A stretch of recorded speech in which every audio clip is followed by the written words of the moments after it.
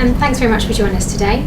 I just wanted to ask you about your new book, The Impacts of Cyberbullying, Building Social and Emotional Resilience in Schools. Can you tell us a bit more about that? The book's about building social and emotional resilience in schools, but what we looked at was not only a range of different programs, but how we actually do build social and emotional resilience in young people in particular, and recognising that it is actually a skill we can teach young people.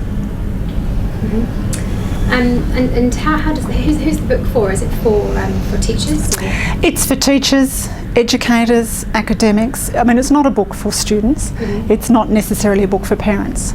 It's really about looking at a range of different strategies, both nationally and internationally, and what works, evidence-based. What actually works to teach our young people emotional resilience and around the notion of cyberbullying. Yeah. And how can we reduce cyberbullying? You know, should we be advising parents to maybe stop letting our children go online to use social media platforms? Not necessarily. I mean, it's very difficult to try and reduce cyberbullying because of the anonymity that's involved with it. And what we've found over the years is reacting to restricting screen time for our young people has the reverse effect. Yeah. That's how people connect. That's how our young people connect. They're what we call digital natives. They socialise, they connect, they network through social media networks, through their devices. And so to actually say, well, you're not using that anymore, you're punishing them for not doing anything wrong, necessarily, if they are the target of cyberbullying. So it's really about teaching young people the skills of internet and device etiquette, for want of another phrase, not just restricting their use. Right, okay. And is there anything parents can do, to protect the children? Absolutely. And what we've often said as well, it's not about waiting till your child is in their teenage years when they're more prone to using devices and technology and the internet. It's starting those conversations and working with developing those skills from a young age. But the bottom line is it's about teaching our young people respect. If we respect other people, then we are less likely to engage in inappropriate behaviours, no matter what medium we're using.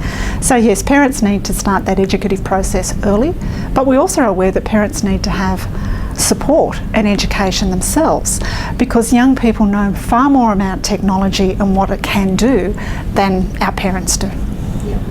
Okay. And how are you finding the conference so far?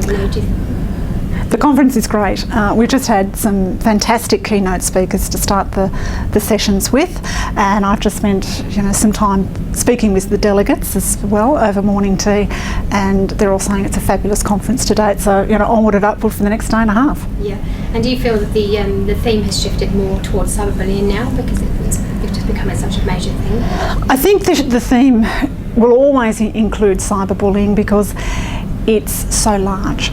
It's not just within our schools, it knows no boundaries, and so bullying takes on a life of its own once it becomes fluid. Do you think that cyberbullying will have as much or the same impact than physical bullying, like face-to-face bullying? How do you think it impacts? Cyberbullying tends to have a greater impact on young people due to the fact that it's there forever. Even though we've deleted or taken down a site, we can't control what's happened to that information once it is uploaded, shared or downloaded. And so that has a greater impact on young people because it's A, more immediate, but B, it reaches thousands more people than just one-on-one face-to-face bullying that may occur in our school playgrounds.